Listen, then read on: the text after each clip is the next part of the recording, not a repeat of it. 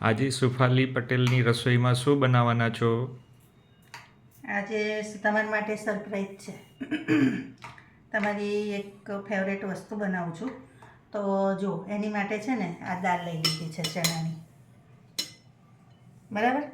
પછી આ ડુંગળી લીધી છે. આ નવું કેપ્સિકમ એડ કરીશ આજે.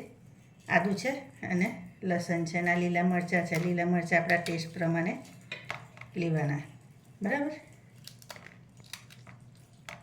તો આ મરચાંના ટુકડા કરી લઉં છું અત્યારે.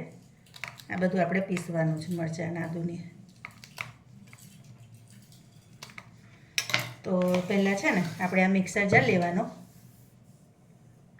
એમાં આ દાળને એડ કરી દઈશું. જેટલી છે ને એ બધી લઈ લેવાની અને પાણી ઓછું લેવાનું. એમાં 2 વાર એવું હોય ને તો 2 વાર પીસી અડધી ને તરત નાખી દો.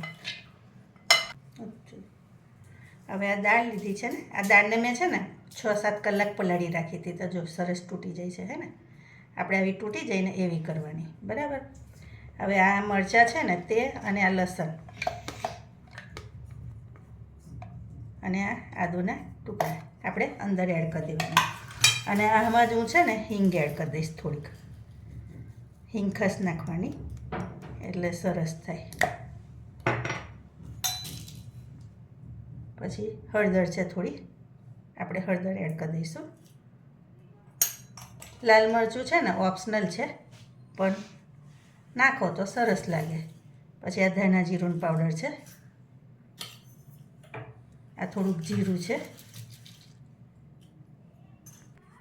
આ છે ને તજ લવિંગ મરીનો પાવડર, જો આવી રીતે હું પીસીને રાખું છું. તો એ છે તજ લવિંગ મરીનો પાવડર. એ નાખ્યા ને તો એનાથી ટેસ્ટ સરસ આવે. હવે આપણે એને પીસી લેવાનું, દરદરું પીસી લઈએ.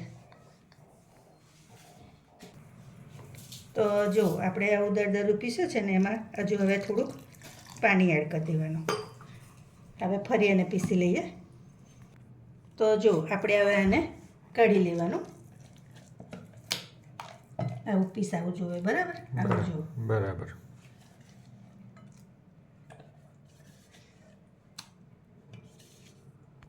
હવે આપણે એમાં મીઠું એડ કરી દઈએ ટેસ્ટ પ્રમાણે. થોડુંક મીઠું ઓછું રાખવાનું, હા. આમાં પછી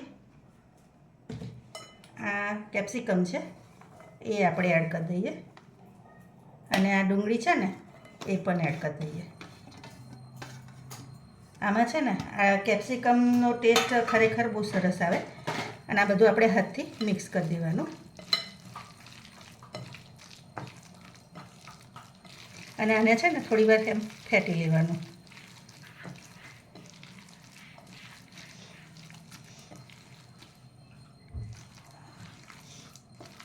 આમાં આપણે છે ને ચણાનો લોટ નહીં એડ કરવાનો. બરાબર. એકલી ચણાની દાળ પીસેલી છે એ જ ચાલે ને? એમ એકલી ચણાની દાળ જ, બેસન ના આવે. બરાબર. આનાથી જ લોટ સરસ થઈ જાય. ઓકે. હવે આપણે સાઈડ પર તેલ મૂકી દઈએ. હવે જો આ ધાણા પણ લઈ લેવાના, એને સમારીને એડ કરી દીધા, બરાબર.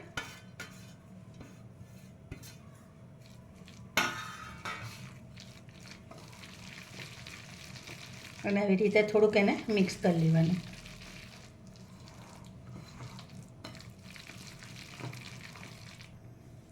તો જો આપણે આમાં પકોડા તળી લેવાના.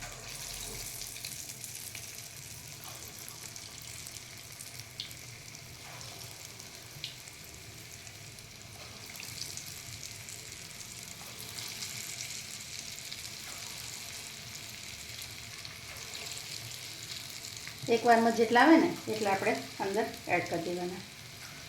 બસ આટલા કરવાના. અને આ છે ને ઉપર બધા પરપોટા બેસી ના જાય ને ત્યાં સુધી એને લાવવાના નહીં. તો જો આ છે ને ઉપર તરે આવી ગયા ને એવા ઉપર આવી જાય, બરાબર. હવે એ જો એની જાતે જ ઉલટ પુલટ થાય છે એટલે આવા જ આપણે એને થવા દેવાના.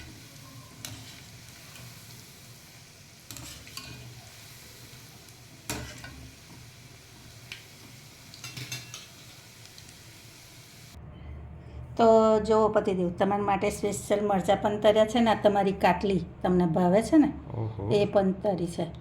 તો જો જોરદાર બધા ફ્રેન્ડ્સ વ્યુઅર્સને એકાદ તોડીને બતાવીએ કેવું છે. તો જો એકદમ મસ્ત થાય છે આ અને અંદરથી પણ બહુ સરસ થાય છે. તો તમે પણ આ રેસીપી ચોક્કસથી ટ્રાય કરજો અને અંદર કેપ્સિકમ ચોક્કસથી નાખજો. મારી નવી રેસીપી સાથે આપણે ફરી મળીશું. Thank you.